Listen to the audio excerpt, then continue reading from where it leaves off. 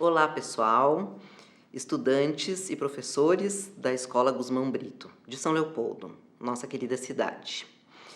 Eu quero agradecer o convite para participar do segundo Fórum Guzmão por um Mundo Melhor, uma iniciativa do professor João, que pela segunda vez eu já estou participando. E quero parabenizá-lo por essa coragem de tocar no tema Ditadura Nunca Mais. É um tema difícil de se falar, é um tema que ainda está escondido dentro da história do Brasil. Quero também parabenizar a direção da escola por permitir aos alunos, aos professores e à comunidade de São Leopoldo que existe esse espaço de debate e de reflexão, principalmente dentro de uma escola municipal, pública, né? Acho que esse é o papel do educador, trazer temas novos, instigar o pensamento, abrir espaços para debate. Então, me sinto muito feliz de ver que São Leopoldo tem uma escola assim. Parabéns à direção do Guzmão Brito. E então, o que eu venho fazer aqui com vocês hoje é dar um pequeno depoimento, contar um pouquinho de uma história. Vocês são estudantes do professor João do curso de História, da disciplina de História, e os outros também de outras disciplinas, mas hoje nós vamos falar um pouco sobre o que aconteceu no nosso país há 50 anos atrás. Em 1964, ocorreu o golpe, e então começou o processo de ditadura no Brasil. Eu tinha 6 anos de idade, eu nasci em São Leopoldo, nossa família toda é daí, e morávamos na Avenida João Correia, esquina Marquês do Herval, pertinho da escola de vocês, na própria avenida da escola de vocês, onde o meu irmão também morou, até ele estudar medicina em Porto Alegre. Quem é o meu irmão? Meu irmão é o João Carlos Haas. Ele supostamente foi morto em combate na guerrilha do Araguaia no ano de 1972. A guerrilha durou 2 anos e foi um dos processos de revolução dentro da tentativa de derrubada da ditadura no Brasil. João Carlos era um menino simples, de uma família normal da sociedade de São Leopoldo, frequentava a escola São Luís, o Colégio São Luís, estudou em Porto Alegre no Colégio Anchieta, sempre foi um bom aluno, sempre tirando notas boas, muito participativo. Imaginem que já naquela época existiam os boletins, os jornaizinhos das escolas, e João Carlos era um articulista do jornalzinho da escola, do São Luís. E com 9 anos de idade, eles já escreviam artigos, pequenos artigos, por exemplo, sobre o Prêmio Nobel da Paz. Então, era uma coisa assim, a escola era um ambiente realmente que exigia que o estudante participasse mais, que ele tivesse uma consciência do que estava acontecendo ao seu redor. Acho que esse é o papel de uma escola. E nesse sentido, João Carlos foi um estudante exemplar, porque aproveitou bastante as escolas por onde passou e foi acumulando um legado que o levou a estudar medicina, que era o sonho dele. Ele foi muito bem classificado no vestibular. E em 1958, exatamente o ano que eu nascia, João Carlos entra para a Universidade Federal do Rio Grande do Sul para cursar medicina. E então ele lá dentro começa a se envolver com os professores, começa a conhecer um pouco mais a realidade do Brasil e dos outros lugares da América Latina e do mundo. A universidade é um lugar, vocês vão ver em breve, né, que a gente questiona muito o mundo, questiona as verdades. Então, assim, é um banco escolar que nos deixa inquieto. E o João Carlos, sem dúvida, foi um aluno bastante inquieto e trouxe muitas questões, né, para os estudos dele de medicina em relação aos estágios que fazia na Santa Casa de Misericórdia, onde tinha muita pobreza. A nossa formação dentro da nossa casa também era muito humanitária, nossos pais eram pessoas muito presentes na comunidade, sempre fazendo bem, nos ensinando a respeitar o próximo. Então, assim, por que eu estou falando isso para vocês? Para vocês verem o que forma um perfil de uma pessoa que hoje nós chamamos como os desaparecidos, e o Brasil ainda não sabe direito quem são esses filhos, né? Da onde eles vieram. Vocês são de uma nova geração, os pais de vocês talvez também não saibam disso, mas assim, nós precisamos saber quem foram essas pessoas que fizeram essas mudanças por nós.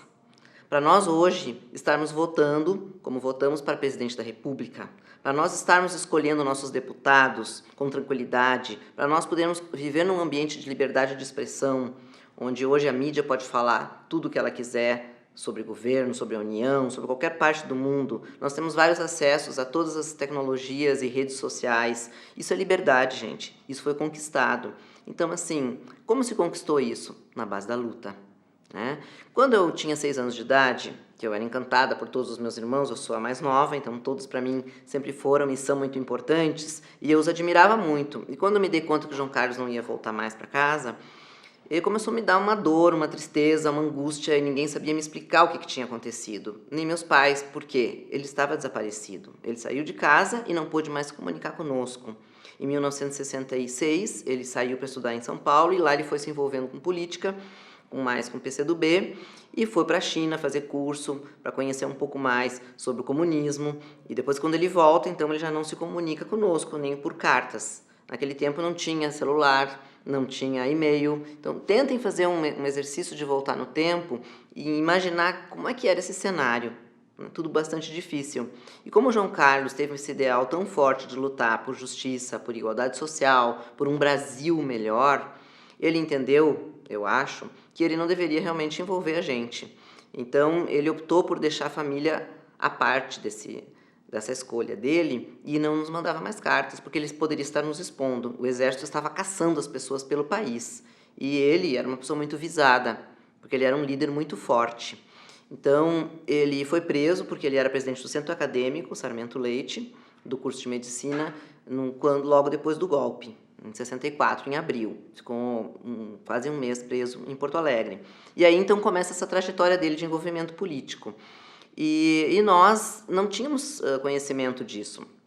Nós acompanhávamos muito de longe o que estava acontecendo e as notícias não circulavam no Brasil como hoje todo mundo lê tudo, todo mundo sabe tudo e não podia se falar do assunto.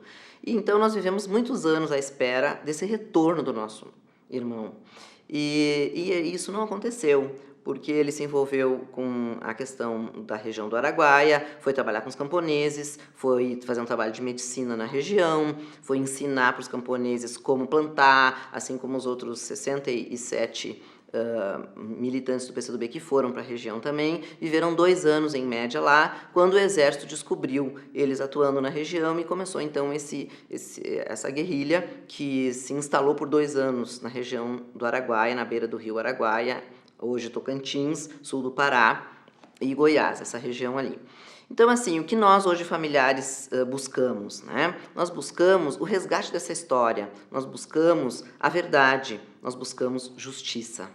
Porque essas pessoas foram mortas porque estavam lutando por um ideal e nós não recebemos nem os restos mortais deles. Nós conquistamos em 1996 o direito ao atestado de óbito por uma lei 9.140. Então, somente em 96 nós conseguimos esse atestado, mas o restante, os arquivos do governo da União, do governo militar, não foram abertos até hoje.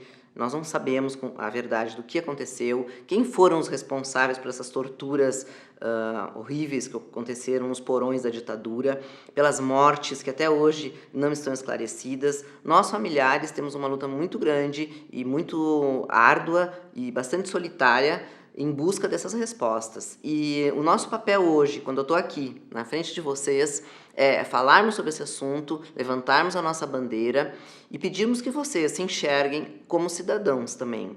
Porque a gente que escreve a nossa história. Se nós escrevemos a nossa história, nós escrevemos a história do nosso país. E se nós não fizermos nada, nada vai acontecer. Então, assim, uma proposta que está no fórum aí é o tema educação e revolução. Então, por meio da educação, nós damos exemplos, nós mostramos caminhos, nós abrimos debate para reflexão. E a revolução é a forma de fazer essas mudanças.